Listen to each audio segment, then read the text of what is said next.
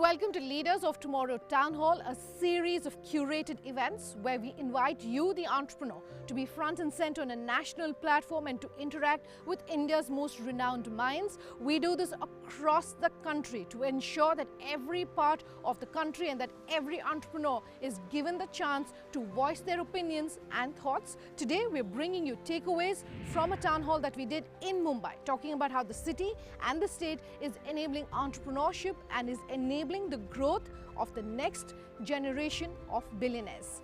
Let's listen in to some of the key highlights of that panel.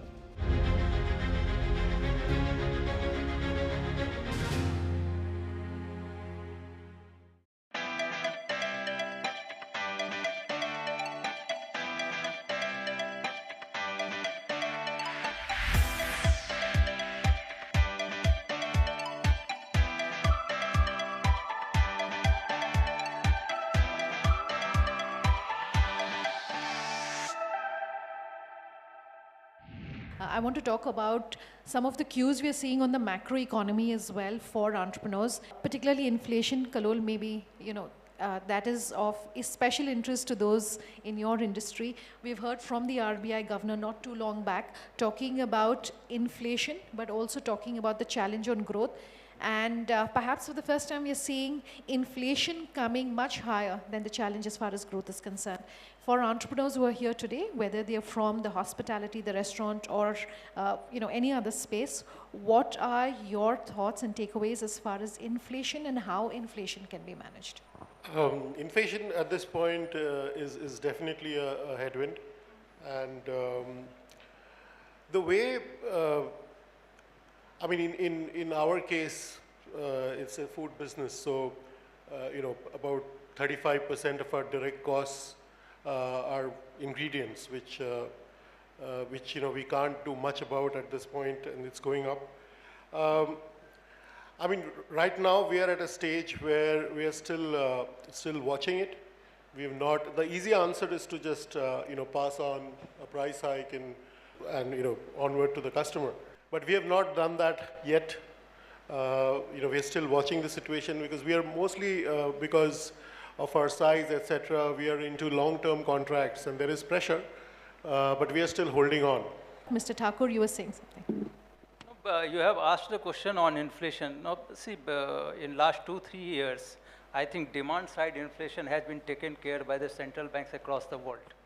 But this time, what the inflation we are seeing is because of supply-side disruptions, where the central banks can't control much. Okay, we have seen global side, tensions happening, Russia-Ukraine war. Then we have seen in Middle East also, and because of this pandemic, we have seen a lot of supply-side disruptions. So unless until this will be taken care of, you will not see the inflation cooling down. Now, as far as Reserve Bank of India is concerned, they have said that 4% plus minus 2%, they are comfortable. So they are trying to control this. Now, today itself, they have introduced STF, whereby at 3.75%, the banks can park the excess liquidity that is there into the system, almost approximately 9 lakh crore. So in that way, RBI is trying to take control of the inflation. But of course, this inflation is going to give a lot of hardship to the entrepreneurs and the people at large. We should be ready for that. But if global tensions come down, if we are not seeing this pandemic-based disruptions, then I am quite sure that in another 1 year, inflation will cool down and the economy will be on track. Who is asking the question, the gentleman or the little child? Are you an entrepreneur? Yeah, I am. A round of applause. What is your name? I'm Swayam Sodha, and I am an innovator for that smart wearable Fantastic. glasses. Why don't you actually come up on stage? Swayam, what is your question for our panelists today? Do you think that robotics will be applicable to our all human efforts and will be able to take the place of businessmen's means that boss and employees in the companies? What is your innovation in the field of? Are you doing something in robotics? No, I am doing in field of technology, smart glasses. Let me explain to you and give you a short story. Sure. In the good old days, when we did one floor of construction, we took nearly 30 to 45 days or 50 days. Yeah. That I'm talking about 25 years ago. Now, by using technology, by using smart equipment, we are able to do it in 5 to 7 days. So the same building, instead of taking 5 years, we can do it in 1 year. So that was the thing about technology. The second is about using technology for the purposes of design. We used to do hand designs in those good old days, where we had the table and the architecture and the engineers. Today we have software. And in construction, in real estate, in every field of construction, we are using new technology. And that is why we are able to go forward. Not only that, when we are marketing our place, we also do technology. We go on the website, we are able to do social media. So everywhere technology becomes important. Robotics is one part of the total technology which can be used, and that is great.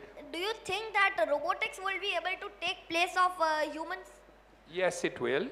In many fields of activity which are repetitive and which are laborious, you will have robotics which will be there. Tomorrow, when you want to do cleaning of this room, you will do it through robotics. You will not need any person to come over here. It will automatically sweep the floor and do the cleaning. You'll have things which will do painting of the walls and others, we will do through robotics. But at this point of time, labor is cheaper. And we have a lot of people who need employment. They need income.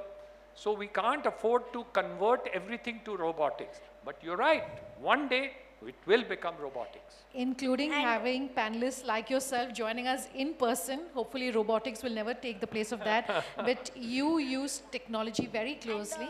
As far as the future of technology is concerned for entrepreneurs, including ones like our very young entrepreneur and innovator today, what would you want to say to our entrepreneurs?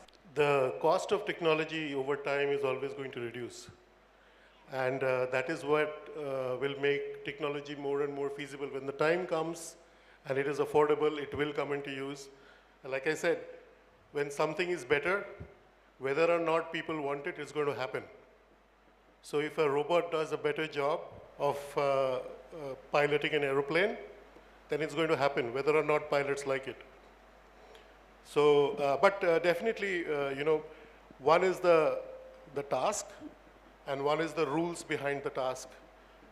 The rules, as of now, I think it's still humans. So we'll see what happens with time. And I think not just that robotics will come, I think it should come, because that's what makes humans smarter, right? We are not here on this planet to do repetitive jobs. So whatever we can automate and give it to robots so that we can be smarter and do better things, that's what we should do. Thank you so much for that, Samrat. Wish you all the very best for your innovation. This gentleman right here with his hand up. Could I request you to stand, sir, and introduce yourself, please? My name is Vishwas Tendulkar. I'm a sociopreneur. I have a question to all the panelists. Yes, GDP growth, economic growth, fine, fantastic. Is this growth sustainable? Every year we have flood. Every year we have even a small increase in rainfall. Mumbai gets operation shut off. Is the growth in the metro cities sustainable from the ESG point of view, environmental, social governance, considering entire 360-degree approach? Only economic is no good. It is life is sustainable. And my answer to me, if the answer is no. Every year, temperature is increasing by 2 degrees. This year we are finding this. What are we doing about it? Your question is, how can companies be innovative while keeping ESG in focus? And of course, now the focus on the environment is just so much more. Mr. Hiranandani, typically from the housing point of view, this concrete jungle, what are we doing about it? I agree with you entirely. Development and environment sometimes looks conflicting, but actually it's not. When I took up Powai, for example, 250 acres, we had 20 trees in 250 acres. Today, we have got 100 acres of gardens and forests in Powai. We have the largest sewage recycling plant in Mumbai, 4 million liters per day in Powai and 4 million liters plus in Thane. So we do more, this thing, the temperature in Powai has come down after it because we removed all the quarrying work which was there and the gardens which have been there. So you will get 40 acres of gardens and forests in the project area. On the national highways now, we are going to be planting trees along all the national highways. So you're going to get corridors with trees which are taking place. The Chief Minister of Maharashtra has said array should not be done and is done as far as that is concerned. We are doing a coastal road. They are going to provide a garden parallel to the coastal road. So the development and climate and others does not have to be conflicting if you do it correctly. So we can do it. We can now afford to do it, which we may not have been able to afford. We have the richest city in India, Mumbai, which has got 70,000 crores of rupees in the bank, in the municipal corporation that we have. So we can afford to do all these things which are there. We're talking about cycling tracks. We're talking about better pavements. Of course, it's not good enough. We've had a lot of problems about roads and other things. But it's not that development and climate cannot go parallel. It can. And we have shown it in our projects. But countrywide, I think a lot of focus is happening. We hope it can further improve, and we wish it well. But I think we are going in the right direction. Maybe not enough, not quick enough. You're right. I'm going to take a quick break. On that note, we are back in just a moment.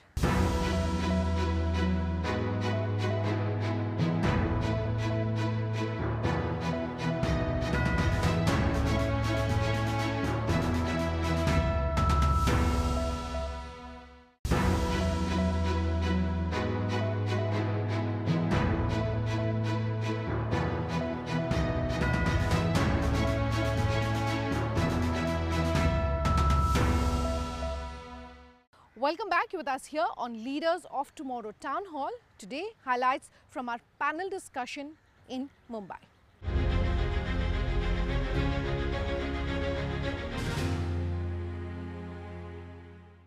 Dhruvil, I was reading something that you had said earlier where you said, we're looking at solving for the millions, not the billions, which means that for entrepreneurs, would you want to say that that should really be the model that you're looking at, where you become slightly more solving the challenges of people at large, whereas versus becoming niche, and that's something that we had started talking about. Is that your advice? So I have a slightly conflicting view there. I think, you know, maybe, or I may have more of a philosophical thought, or we can all talk about that entrepreneurs should do something. But I think ultimately, you know, entrepreneurs' job is to create value for their customers and for their shareholders. And if they don't see a market where they are not able to create value for that market or create value for their shareholders from that market, entrepreneurs will not do it. There are so many, you know, new companies also evolving in space where they are building for the next billion. They are building for tier 3, tier 4 cities customer base. Unfortunately, you know, it's not a proven business model yet, and a lot of money gets spent. The markets don't get built that way. I think it's again, this is less entrepreneur driven and more market driven is what I feel in terms of whether you should do, like, you should target the top 10% of India or the other 90% of India is what I feel. So how does that conflict with what we started discussing, Mr. Hiranandani, in your advice for entrepreneurs, where you've said, look at a niche product and spend all your time trying to find that and chase after that. How would you like to elaborate that for our entrepreneurs who are here today? Yeah, but that's what entrepreneurship is all about. When he talks about a particular niche, he's focused on that niche and he sees value proposition in that niche. But somebody in tier 2 city may say there is no servicing in that place and can create a tier 2 kind of model. And there are many of the companies, including developers, who stick to tier 2 cities and do a niche product and try to be, what should I say, the leader in that city. So many times you'll go to a smaller tier 2, tier 3 city and you'll suddenly find a developer whose name is nowhere else except in that city. So similarly, in the case of startups, you will see that part. And that is the greatness of entrepreneurship in India. The Banya who is there, the money lender who was there all over India till the banks actually took it all over, those were the type of entrepreneurship which took place everywhere. The corner Kirana store person, that was the entrepreneurship. So the startup is similar. He has picked up that niche because that looks more attractive today. But that doesn't mean that the other niches don't exist. In fact, the reverse is true. So there will be people who will realize that the bottom of the pyramid may have a smaller margin, but the scope of business over there is much larger. And that is exactly what has happened to Google, Amazon, and other people. They are catering all over because they have found that the bottom of the pyramid is equally big and they will have to do it. So if you want to grow beyond a certain size, then you will have to move down the value chain in order to go to the bottom of the pyramid if you want to continue to grow beyond a point. Sure. Or you'll got to merge with somebody else. Okay. Like Just to pick up on that very quickly, we're running out of time on this panel, and I want to pick up on what Mr. Hiranandani said and come to you, Mr. Thakur, and he was talking about, growing, and for companies at the bottom of the pyramid, going to the next level, and one part, of course, is tapping the capital markets. 35 businesses have got the go-ahead and the nod as of now for 2022 to file their IPOs on the capital markets. Just looking at the capital market action, for our entrepreneurs who are here today, what is your advice about the kind of valuations that we've been seeing and the way the markets have been behaving? See, first of all, let me tell you, entrepreneurship is never a simple exercise. It's a very difficult exercise. Any complacency is going to kill the entrepreneurs. And see, I have met in last 10 years since I launched the SME platform, almost 36,000 SME and almost 500 startups. The major problem what I have seen is that, they don't understand the importance of financial, exercise. Most of these promoters are totally dependent on debt financing. Equity financing, they don't go for equity financing or keep on working on them. But of course, we are seeing the capital market very vibrant, okay, very buoyant, and a lot of companies, large corporates as well as small and medium enterprises, coming to the capital market for raising funds, where the valuation is good. In fact, they are able to attract a lot of investors. Today also we have seen Ruchi Soya getting listed, which has got a very good valuation. They have come with IPO. So I think a lot of, almost in last quarter, 89,000 crore rupees of funds have been raised from the capital market. And LIC is also going to raise funds by diluting 9% equity, what I am listening for. So as of now, capital market is in very good shape with lot of investors. And I request most of the promoters, whether they are SMEs or the large corporates, to please access the capital market, raise funds, and expand your business. On that note, and I hope everyone is paying attention, and Mr. Thakur definitely is the person whose brains you need to pick when it comes to tapping the capital markets for small businesses. But I'm going to start taking closing comments on today's panel discussion. Maybe I want to come to you, Kallol. What perhaps in your career, and I do know that you experimented with a specific model when it comes to the hospitality space, and you realized very quickly that this was not perhaps going to work, and you pivoted quickly, and that's what makes Rebel Foods one of India's unicorns today. What was that experience like? What did that experience teach you? And use it to really talk to our entrepreneurs about your advice for them. If you look at what is really happening in the food industry, is every major city in the world today has at least 2 or 3 companies which are delivering food. Every city, whether it's New York or Patna. So essentially, we get lost in the trees, but I think what's going on in the forest is that this is a fundamental shift in consumer habit. The idea of a good time a few years back was probably to go out, have dinner, watch a movie. Now it's stay back, binge on Netflix. And the rest of the ecosystem is actually changing around it. So I think that's what's going on in the food business. I've kind of realized that early on. And we went delivery only in the year 2014. And at that time, food aggregation had just about picked up. So my advice is we need to be aware of the broader signs as entrepreneurs. You cannot get lost in the details of your daily grind. If there are bigger shifts happening, you can't lose sight of that. So I think we kind of evolved this idea in India because it was a leapfrog of sorts. We don't have enough retail space. Whatever retail space is available is extremely expensive. So how do you build a brand on delivery only? So that's what we went with. So I think the answer is that whatever problems, whatever headwinds you're facing as entrepreneurs, we need to solve it through technology. It cannot be solved by good intent, putting a lot of people or spending a lot of money. Thank you so much for that, Kallol. Mr. Thakur, to you, sir. What is your wish for SMEs when it comes to fundraising? There are, of course, a lot of SMEs which are migrating to the main board, but would you like to see many more, and how would you like to advise our SMEs in the audience today to prepare for that? I've met in last 10 years almost 36,000 SMEs across the country. and almost 10,000 charter accountants, 5,000 company secretary. In 95% of the company, what I found that they were over leveraged. Okay, the promoter is not going outside. You know, if you see the top line, it ranges between 6 crore to 600 crores, and profit ranges between 2 lakh rupees to 3 crore rupees in 95, 97% cases. And most of the time, it gives me an impression that the promoters are, you know, more dependent or, you know, working more for servicing the debt than, you know, focusing more on the business. So for me, the biggest advice or the most important advice to the SME promoter is do a proper you know, planning for finance. You know, keep your books light, use both debt and equity for their growth. And as far as stock exchange is concerned, we have already given you a SME platform whereby you can come, raise funds, and, you know, unlock the value of the company. That is very important. At the same time, listing on the stock exchange also gives the visibility and credibility to the promoters, and that is very important.